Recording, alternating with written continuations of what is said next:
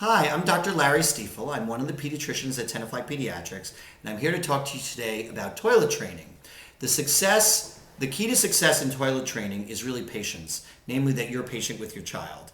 Essentially, you want to keep a positive attitude and a sense of humor because in toilet training, you are definitely going to need it. Training depends on physical, emotional readiness of your child, not on their age. Some children may be ready as early as 2 years old, whereas other children are not ready at 2.5 or even at 3. It's really a matter of when you sense your child is ready, not their age.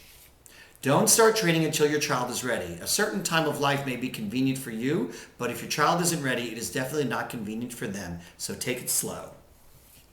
Certain clues that your child may be ready will be evident to you. Can your child understand basic directions? That's very helpful. Does your child signal when he or she's diaper is wet, that they have some awareness that it's there? Or do they seem uncomfortable when their diaper is soiled? Can your child stay dry for 2 hours or longer? That's a very good indicator that they may be holding it in and that they may be ready for toilet training. Do they wake up from naps dry? That's also very helpful. Another helpful idea is whether your child can pull their pants down themselves and pull it up themselves. That's very helpful for toilet training. Does your child communicate through words or facial expressions or posture when they need to go? Sometimes they'll even go off into the corner to go to the bathroom. That will give you some clue that they're very aware when they need to go to the bathroom. That is a very good clue that you're ready for toilet training. Okay, so now, before I go forward, let me just remind you that patience and a sense of humor are definitely the way to go, and try to keep your positive attitude. First thing you need to do is buy the potty. It's a very good idea to keep your child involved in the process, so I would take them with you to the store to purchase the potty. The best potty would be something where they can rest both their feet on the ground. That way, if they need to push, they can have their feet in position, and it also gives them a sense of security.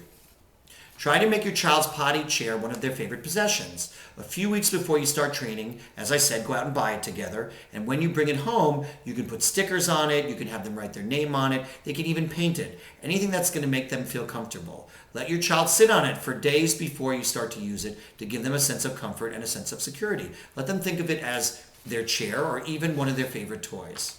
They can use it to watch TV, to play games, to read books. All of these things are ideal for toilet training. After about a week, after your child has a good feeling about the chair, you should start considering the practice runs that will start the training. So what do you do for practice runs? Essentially, the first thing you want to do is you want to have your child understand what they need to do. So I would have them come to the bathroom and see a family member or sibling go to the bathroom to get an idea of what's normal. The same sex would be ideal of the person who's demonstrating it, but either way, someone whom they respect or they would want to emulate would be a good idea. You can also take the contents of a diaper and have the child dump them into the potty so they really get a sense of what it's for.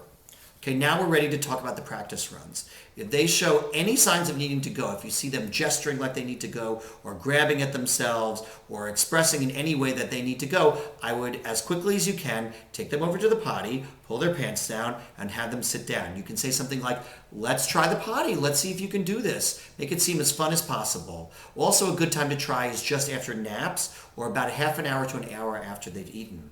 Be consistent. Make sure all the caregivers do it the same way and that there's a sense of consistency to the potty routine so the child understands what the message is. Encourage them to try to pee or poop when they're sitting on the potty. If they're reluctant to try, do something fun while they're sitting there.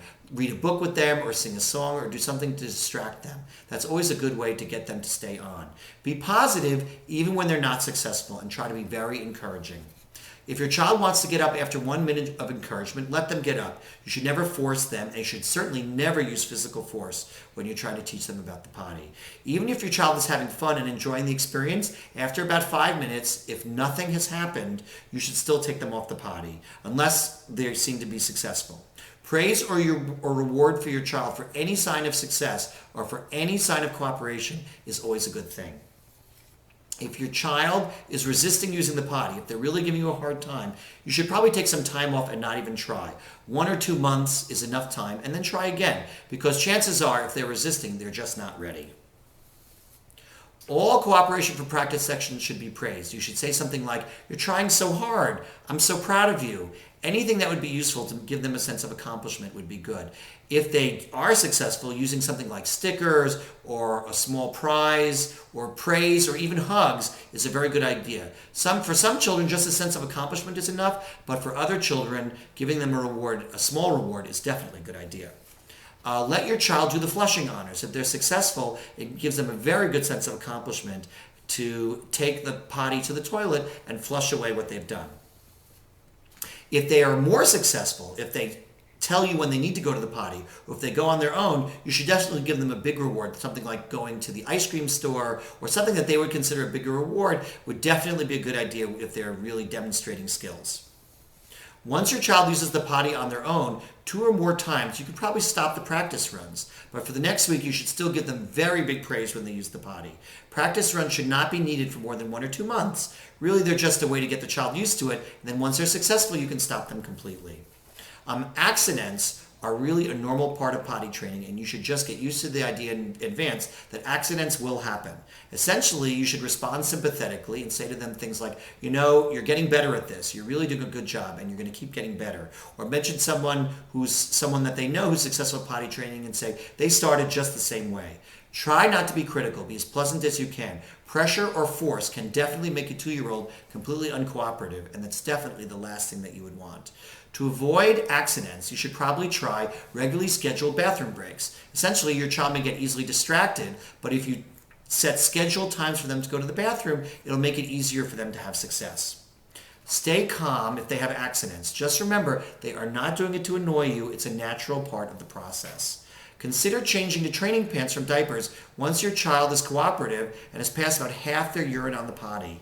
Take the child with you to buy his or her underwear, because it'll give them a sense of accomplishment. It'll be fun for both of you. You really want this to be a fun process and not something that you're wrestling with. Once they start using the training pants, you should probably only use the diapers at night or after naps. That would give them a more sense of accomplishment and security during the day. Full daytime bladder control can actually take a while. It can be up to 6 months before they're really successful. And as far as nighttime success goes, it can actually take years. You really shouldn't expect that they're going to be successful at night for a while. And just be patient. Toilet training can give a child a great sense of accomplishment if it's done slowly and with patience and understanding for reaching a new developmental milestone. Essentially, you should have fun with this with your child and enjoy experiencing this new development with them. Have fun and good luck. Thank you.